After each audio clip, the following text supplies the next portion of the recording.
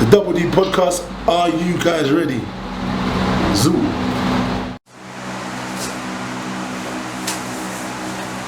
Back again.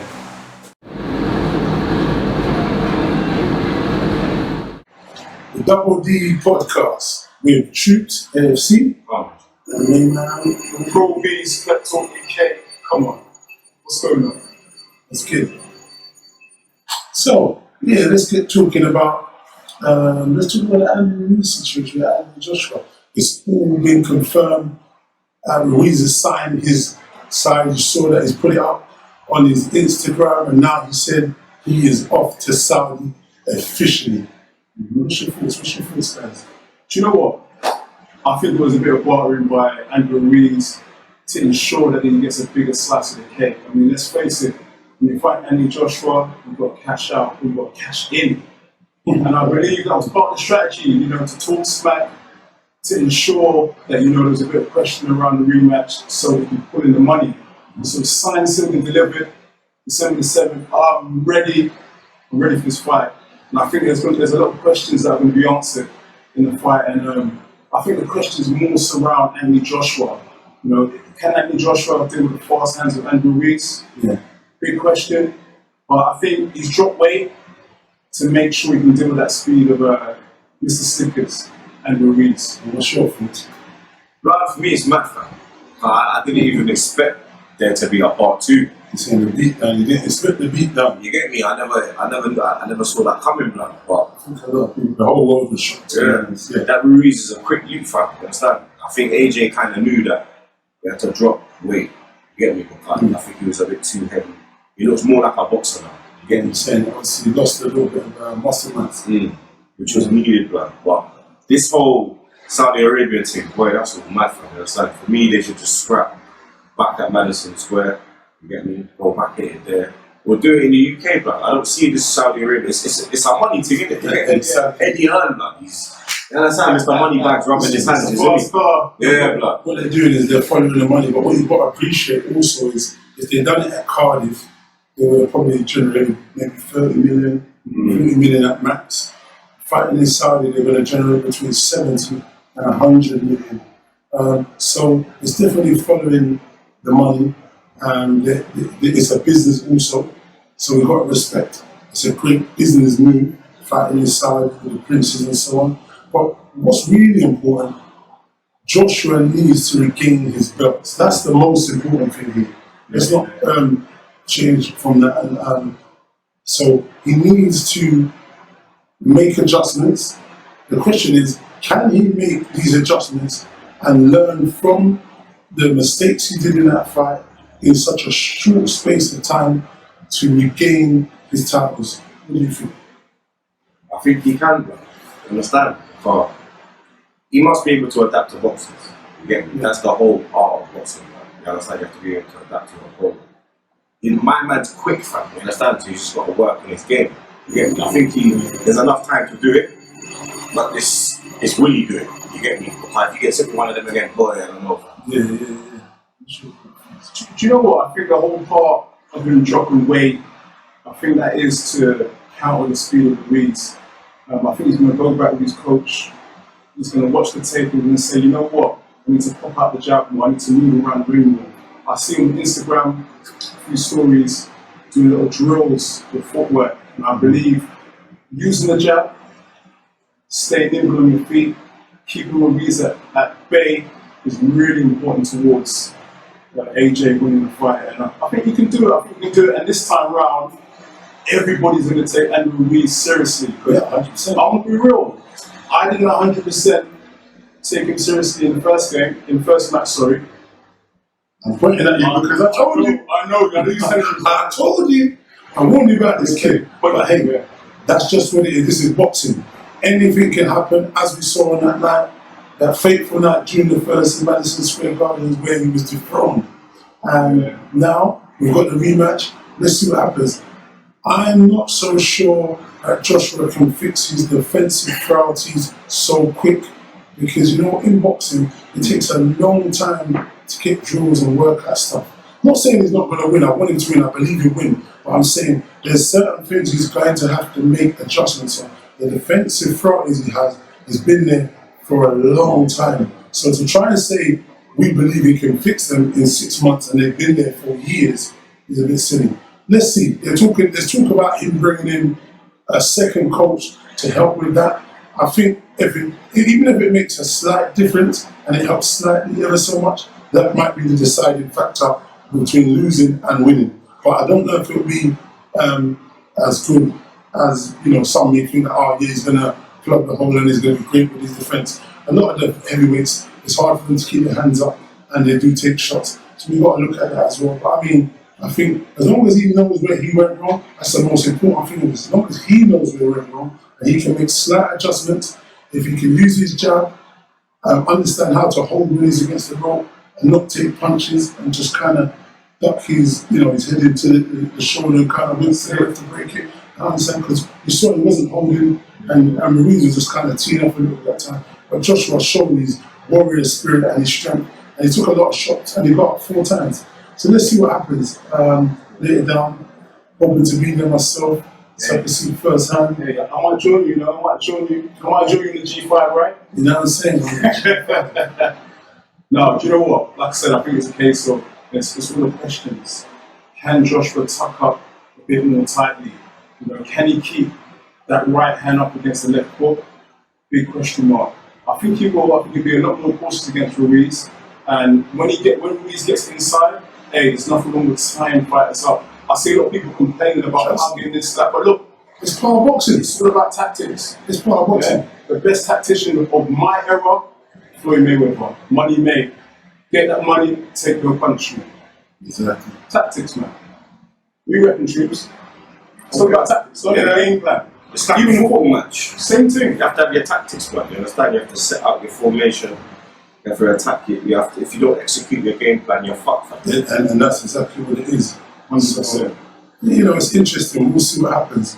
I think secondly, I want to talk about the Anthony Yard defeat. And what's your thoughts on his crushing defeat to Kovalev, the crusher? And he's a gunner. You get me? He's a gooner, fam. So it's one of the men that kind of disappointed in that one still. You get me? But he took a risk, innit? You understand? I respect him for taking the risk, blood, because I kind of thought that I don't see the point in this fight, man. I think he was always at L coming. You get me? But he took a risk, blood. He's a man, fam. I respect it, fam. The fight, I don't really think he won any rounds. I think just the one, which was the 8th round. I had him losing most of the rounds, But I think it was a deserved win for him. You know what? It's quite weird. When I said to you, I believe there's a possibility that they could have stopped the fight in that 8th round. The reason why I said that, a lot of people are making a bit of noise about this, because I've seen fights being stopped for worse, less, not worse, less. Even Tom Little with David Price. Yeah. I thought it was a premature stoppage. I'm not gonna lie to you. I'm saying, in that instance, there was time. I watched it back again yesterday, and Anthony Yard was catching him, and his head was snapping his head back, jerking shots. It could have been premature, but I'm saying somewhere else, if that was the UK, they probably would have stopped it. There was a fight the other day, even Anthony Joshua's fight, for example. Yeah, I think that was a bit of a So if they're saying and Kovalev was taking crushing shots, when he got back to the corner, his coach was slating him. If you take any more shots, you're out of here. Do you know what? A more interesting potential stoppage was Deontay Wilder, Lewis Ortiz. You remember that? Wilder was out with his feet. Oh yes. He was done. He was toast. He was done. Again, he had more extra time to recover. Yeah. And he came back. And that was the same day, but I think he absorbed a lot of punishment in that fight. His head was being snapped back with big shots, telling shots. And at that time, remember, the ref is in there to make sure the safety of the fighter is paramount. Obviously, the ref gave him the benefit of the doubt because he's a champion, because he's at home, many factors. But what I was alluding to was that some places there's been worse than premature stoppage. So people shouldn't be so critical that I said that. I just believe that he was being hurt at that time. Maybe there was a bit of favoritism because I wanted God to win, possibly. But at the same time, we've got to consider the health of these fighters. Another one was Stevenson when he was getting punished and they didn't stop it in time. and look what's happened to him. So all of these things are things we have to think about. In this instance, Kovalev came back and got a devastating knockout and won. So I guess he's the home fight, he was the champion, so we got to play it. And it was a good call, I guess, in the end. But I'm saying if they did stop it, I wouldn't have been sad or anything. Yeah, just to add to that, I thought the fight was interesting from the point of view that Anthony Yard took the fight so early on in his career. He's got a lot of plaudits for that, you know what I mean? Stepping up on the world stage, you know, with limited amateur fights and limited professional fights. But I thought he went in there, you know, he did himself no wrong, did no shame. And I think, you know what I mean, he put up a good fight. You know, he didn't run in the fight. You know what I mean? Regardless of, you know, Kovalev dominating the fight with jab, he was always pushing forward, you know what I'm saying? And he, you know, they talked about getting a knockout before the fight, Tunde and Anthony. And they went for a knockout. It's just that Kovalev got a hell of a jab. I mean, ask Andre Ward about that. Hell of a jab. You know what I mean? If you can put Andre Ward down with a jab, hey, you've got a spectacular jab. You know what I mean? And I think it will come again. It's all down to experience. You know what I mean? How do you deal with a jab? You know, or fighters of world-class ability. You know? So I think sparring can correct that. You know, I think more fights with fighters with strong jabs is a way of dealing with that. You know what I mean? But the minerals is there, the ability is there. You know what I mean? The lion heart is there. So I expect he'll come back and we'll see the return of the lions in the camp. No doubt about it. What do you think? Yeah, man, I think he'll come back 100%. That's how I just think, like I said, I think it was just a risk. It was too early in his career. But he's a balance, so he'll definitely bounce back. You get me? You know what I mean? You know we do AFC. Oh, yeah. You get me? Yeah. What I think personally is the opportunity arose. He's a fighting man, so they took that. They believed they was going to go there and win. The money what was on the line was career best earning. They was never going to turn it down because they got step aside money, which I heard was $1 million, which it was offered and they didn't step aside. Obviously, the purse they got, I heard, was $4 million. Still, always, you know, that opportunity to get a career best payday and the opportunity to win titles. What I'd say is, I believe, like I said before, I think him, the inadequacy of not being able to negate the jab of Kovalev or trying to jab with him and move off him and not going to the body early. Because I watched it back again yesterday. He went to the body a few times early. It's only from the 7th round that he really started to walk him down and to get to the body. And I watched it on the American channel, Andre Wood and Bradley. Yeah, there was commentary like? Yeah, they was hilarious. I think you should go and check it out, guys. With who was it? It was a Top Rank. Was it on ESPN? I can't remember. Stephen Smith? No, it was Stephen Smith. It was Bradley, Andre Wood, okay. we were talking. And it was just funny. But obviously, Tunde had a lot to say about Andre Ward and Anthony Yard. And you know, obviously looking back at it, you got to talk about a guy who, Andre Ward, who hasn't lost since he was 12, was an Olympian, and went through his whole professional career, beating the best of the best, and all the names out there. So it was a bit, somewhat, I don't know if we say negative, because that's his opinion. Tunde is what he wanted to say, and he believed, obviously. But when you're talking about Hall of Famer, namely Andre Ward, these are the guys at the pinnacle have been there, done it, and absolutely done it. Do you know what I mean? SOG, son of God. So it's kind of weird. So you got to give respect to the people that are here. And obviously, as a fighter, you want to believe that you are the best. You want to believe that you're going to be greater than those guys. And if you don't think that, you're in the wrong game. You know what I'm saying? So I get it. But you know, he had a slight smirk. He had a reason to be, like he said, that you know he wanted to see out Anthony. Because there was an unknown quantity that we were talking about. There was an unknown him guiding him if he was ready for this kind of level. He went up there, he took a lot of punishment, but he'll come again. That was the inexperience of him being at this level. He'll come again. Credit to them and respect to you guys. Obviously, you probably got to come, take some time off, rethink, refocus, watch the tape and see where you went wrong and just make those adjustments. And I think he will be a lot better off in the future going forward because he's been here 100%. When you look at it, looking at the stats, he actually didn't throw a lot of shots, you know. But the shots he did, some of them were really quality.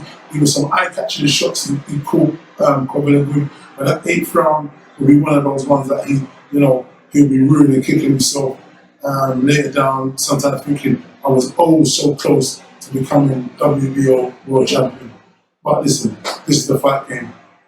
Yeah. Should we delve into the North London derby? I know this is one of my expert opinion of Troopz. Come on a panel, my guy, North Weezy. Come on, G, you already know. We got this game on Sunday. It's like what fun. We always win at Emirates, man. You understand? So what's your thoughts on this? Yeah, I think it's going to be an entertaining game. I mean, Arsenal have a hell of attack. Pepe, Aubameyang, Lacazette. Hey, I flip up a shirt, you know what I mean? Now, do you know what? Tottenham have their best squad for years. We used to always banter Tottenham for years on years on years. Because Arsenal were dominating the Invincible era, we were picking up Premier Leagues, FA Cups, etc. But Tottenham now, they've got a good young side, they've got a good manager, and this is what makes this game more intriguing. I think this game is all about how Arsenal start the game.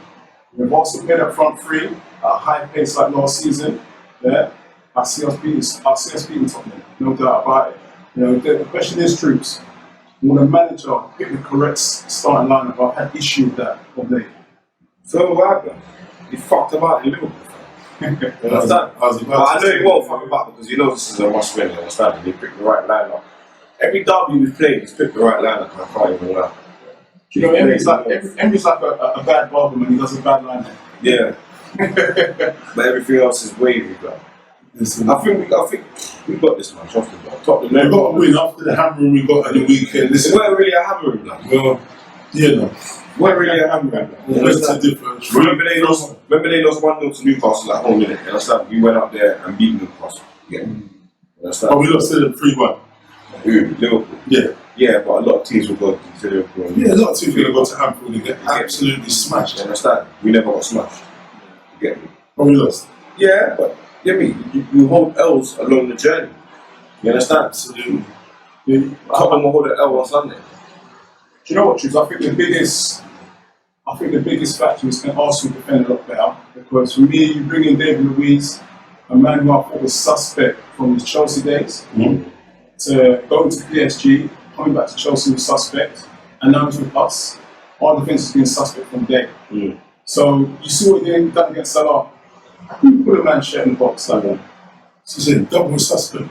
You know what I mean? So end of the day, if Socrates can help him to concentrate a bit more, fall back to tuck in a bit more against Son, because Son is electrifying. That's a bad boy winger. No, but he ain't done nothing, bro. He just come back and he's not even fit, bro. You understand? He come back last week, what did he do, bro? He's not even fit, fam. You understand? They're not playing Batonga. They're not playing Erison. You understand? What's your, come on. Corn. You understand? Yeah. Corn. We need to light them up this weekend. Is there any other big games this weekend in the Premier League? I'm trying to think, man. It's all about North London derby, man. I think No, that's going to be the highlight of the weekend. that's Sunday, the highlight of the weekend. Sunday is going to be. You gonna be there, bro? Of course, bro. Come on now. Yeah. You know. Yeah, he's a true gunner. Man, that means that Man, miss I'm just games. support, yeah? That's what I'm saying, man. Look, miss games, man. Yeah. You understand? The wife, she's Tottenham boy, so Wow. That's going to be interesting. I might have to get a takeaway on the way home. Yeah. So like that. if Arsenal win, you gonna couch? Nah, I don't live that couch life, bro. You understand? I'm in my bed, bro. You get me? Yeah. This couch thing, bro. You understand? I just might have to just take away home with me. Because you won't be getting no supper. You understand? No dinner, bro. What I want to ask you, on the basis of what we've seen so far, it's definitely a Liverpool Man City team for the title. I can't see Arsenal, Chelsea, or Spurs. Arsenal, we having a laugh. It's always been a 2-horse race, bro. It's never been a 3-horse race, bro. Who did you say sorry? Chelsea, Spurs, Man United. I don't think they can catch up. They can't catch up. So they're Man City, Liverpool. Yeah. Man City, Liverpool all day long. You know what I mean? I think these guys, they don't even need to buy players. You know what I mean? Their squad is set. With the end of the season. Liverpool need to buy players, bro. Yeah, Liverpool need to buy, bro. Yeah. That defense is suspect. I told them as well that this year they need to buy something. Yeah. But you know what? either way, whether you look at I think Arsenal, I'm happy in the way that we're starting to buy the man's. We're starting to buy the man's. Josh Fromm came out, major vote of confidence with the fans. You know what I mean? Coming out to say, you know what? We're going to invest in January. We're going to invest moving forward. We want to be Premier League winners. That's what we wanted, though, isn't it, bro? We wanted that. We just need to do it now, blood. Yeah. So where do you believe Arsenal's going to finish this season? Top 4. I think that's been there I can't say we're in the top 4, but we will get top 4. Yeah, I think that'd be a great achievement for them if they do that. And I said that the other day when I was down on that Arsenal TV. But let's see. Tune in this weekend to see what Arsenal do to Tottenham. I put my blood clot, yeah. That's what's going to happen. You know what I mean? Salt and pepper. Sort of Pepe, blood. Pepe. And I started this blood. It's high over there, blood. Yo, that wraps it up. So no, not wrap up, my friend. No, Look, there's I one told last you it's thing. high, blood. There's one last thing. I told you it's We high, seem blood. to forget Luke Campbell versus Lomachenko this weekend. Yeah. Obviously, you guys comment on that and what you think and who you believe is going to win. But what I'd like to talk about, which no one is talking about, is Povetkin versus Huey Fury. I think that's it's a really big risky fight for Huey Fury to step up and take his fight. He's an exceptional boxer, can box and move, but he's in with a strong, big puncher. You saw what he done to David Price. He poleaxed him, and you can see he's got immense power. When he was in with Joshua, he nearly took Joshua out in one of the rounds. Not literally took him out, but he caught him with a great shot anyway. But I mean, he has mad power. He's got so much experience, former Olympian, former world title fighter, the masses and masses of experience. Look, he ironed out Pulev, and Pulev beat Huey Fury. So who gives Huey Fury a chance? Comment, let us know. Subscribers on WD Podcast, and let us know your thoughts on that. And what's you gentlemen's thoughts on that? Well, you know what? I think Huey Fury now has to really, needs to step up to the big stage. I mean, Simon Matthew, the biggest out there, and before he was having a bit of trouble in terms of keeping the fans happy. You know what I mean? Obviously, he's a slick style. He's got them moves like Chris Brown. You know what I mean? But at the same time, some people might question whether it's fan friendly or not. And he needs to, I think, do more than just put out the jab and move. You know what I mean? He needs to probably engage more. Povetkin is a much older fighter now. What is he? Almost 39 or so. So this is the perfect time to beat Povetkin and also, register yourself on the world level. And I think you can do it. The timing is right. Boxing's all about timing. You know what I mean? And Povetkin is that potential gatekeeper. So for Huey Fury, you know what I mean? So we see some cousin doing big things, Tyson Fury. Obviously, he wants to step up and wants to do the same thing. You know what I mean? Do you know much about any of those guys? No. I'm not gonna lie. I know about Tyson, but I don't know about Huey, blood. I know about what's his name? Tommy. Over there. Hey, they got Tommy. They got Tommy, blood. That's my brother. Well, my thoughts are, he's got a great boxing style, can box, move, slick. He doesn't have any power as a heavyweight really, as to note. What I look at is, I don't know if he's going to have that strength to keep Povetkin off of him. That jab, I don't know if it's going to be enough. I like the slipping style of Povetkin, where he slips off the right and throws the big hooks, left hooks in and so on. It's an interesting fight, and I think it's going to probably be a dark horse on the night. And I think it's definitely going to be one of the better fights. You've got Watsies who's stepping up also for a nice big tough fight as well for himself. And then you've got the main event with Lomachenko and Campbell. Let's hope the UK guy, Luke Campbell, is going to be able to put up a stellar performance and get a great win. But it's a very, very hard ask. We're talking about another beast from the East, Ukraine, Eastern European, the Matrix man that's gone in there, only in his 13th fight, 13-1, and he's just dominating, beating all kinds of comers, stellar amateur career. We've got Olympian versus Olympian, gold medalist. So listen, it's interesting. Leave your comments, subscribe if you ain't subscribed now. The Double D Podcast. Bro, peace. And your man, Back again. Troopz, AFC. Thanks for tuning in. Make sure you comment, like, subscribe, give us your feedback. Let us know. We out. The WD Podcast.